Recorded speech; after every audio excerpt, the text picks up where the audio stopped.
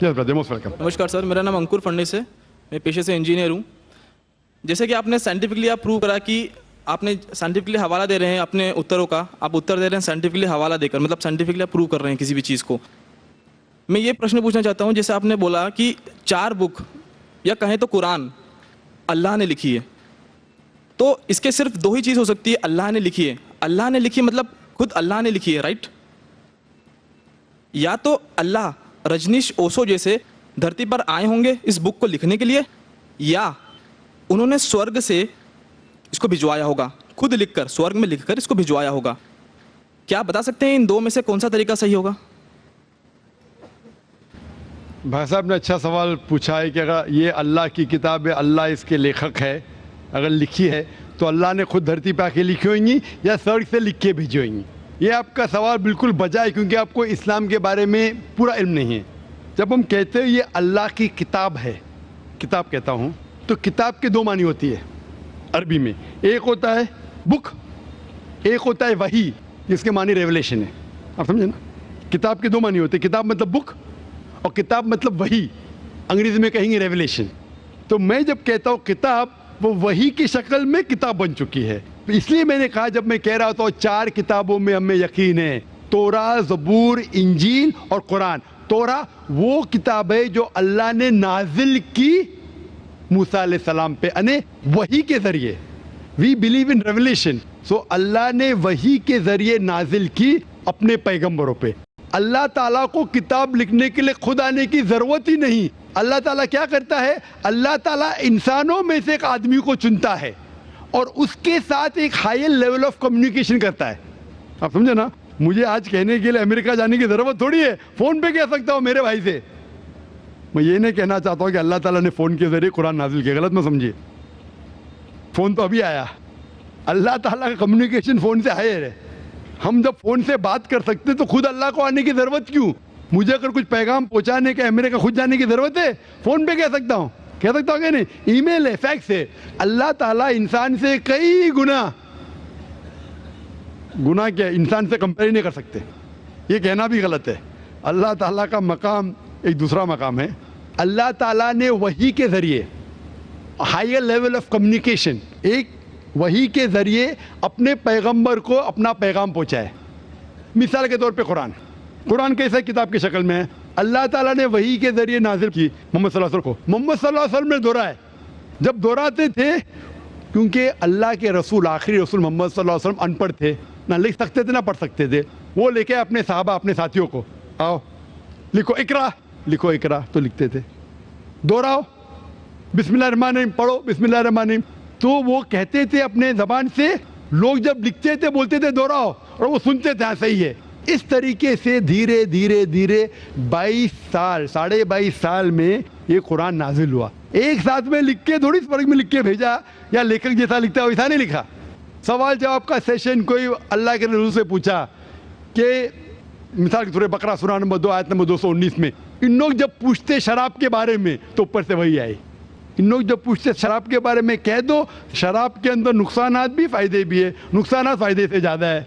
सवाल जवाब इस तरीके से धीरे धीरे धीरे 22.5 साल में कुरान नाजिल हुआ। जब भी नाजिल होता था वो अपने साथियों से, साहबा से कहते थे, वो लिखते थे, वो सुनते थे, सही है। इस तरीके से 23 साल में आस्ते आस्ते है।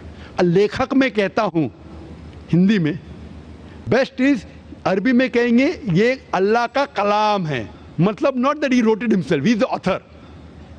आप समझे ना?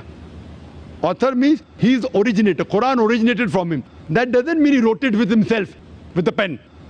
He is the author means this book Quran is a wahi, a revelation revealed from Allah subhanahu wa ta'ala to his messenger, and then it came in the book form. Hope that answers the question. Mic number 2 पे अगर कोई गैर मुस्लिम भाई हो तो उनको तरजीह दी जाए। ये आखिरी 2 सवालों में से सेकंड लास्ट सवाल है, यानी आखिर से पहले का सवाल है ये। Good evening, sir. This is Ammar here. Actually, I wanted to ask you something. As of now, what I have gained certain knowledge about the Islam. Every religion tells you if you hurt someone, you're bound to get hurt. In spite of that, there is major animosity between different religions in the whole world. So I wanted to know, how can we eradicate that?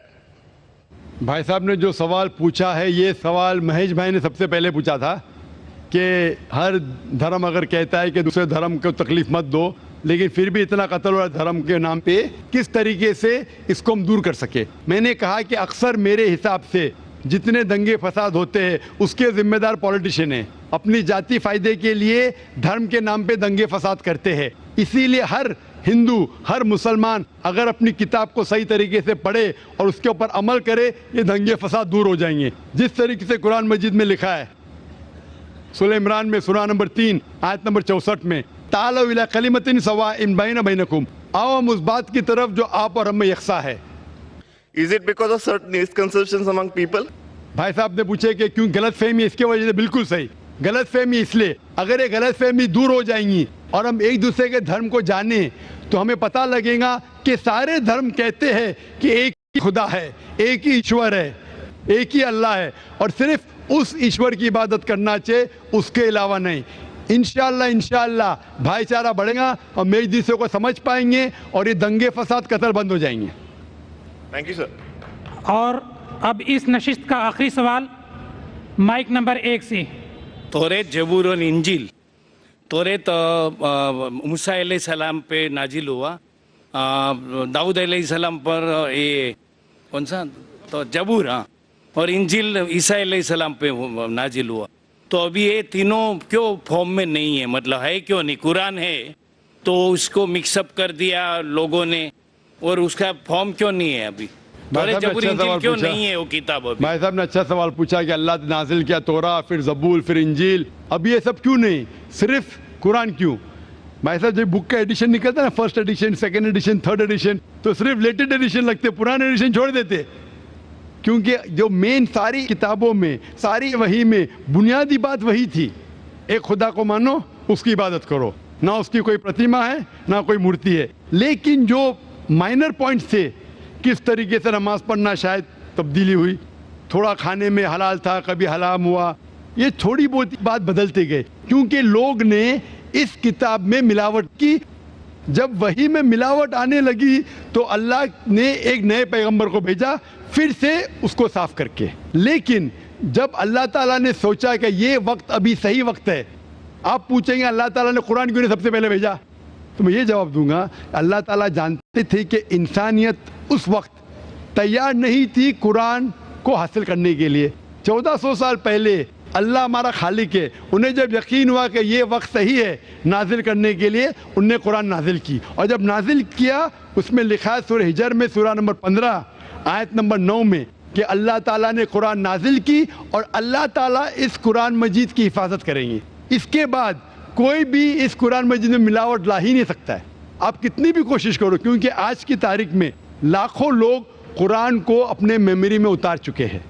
یہاں دنیا میں کئی حفاظ ہیں, لاکھوں حفاظ ہیں جو قرآن مجید کو اپنے دماغ سے پھر سے دہرا سکتے ہیں. دے نو دا قرآن بائی ہارٹ. کتنی بھی کوشش کرو, آج کی تاریخ میں اگر آپ سارے قرآن مجید کو جلا بھی دیں گے نعوذ باللہ, پھر بھی ممکن نہیں کہ قرآن کو آپ ختم کر سکیں گے, کیونکہ اللہ تعالیٰ کا وعدہ ہے کہ قرآن کو میں نے نازل کیا ہوں اور میں اس کی حفاظت کروں گا. اسی لیے اس کے بعد کوئی بھی قرآن نہیں آنے والا, کوئی بھی نئی وحی نہیں آنے والی. اسی لیے اللہ تعالیٰ فرمائے کہ آخری وحی کی حفاظت کریں گے, تو کہ تا قیامت ہر انسان کے لیے ایک انسٹرکشن مینول موجود ہے. آخری جواب تھا. وآخر دعوانا الحمدللہ رب العالمین. جزاکم اللہ خیر. دوستو, آج کا کامیاب سیشن یہیں پہ ختم ہوتا ہے. اللہ تبارک تعالیٰ سے دعا ہے کہ ہمارے یہاں جمع ہونے اور دین کی باتوں کو سیکھنے اور اس سے فائدہ اٹھانے کو قبول فرمائے.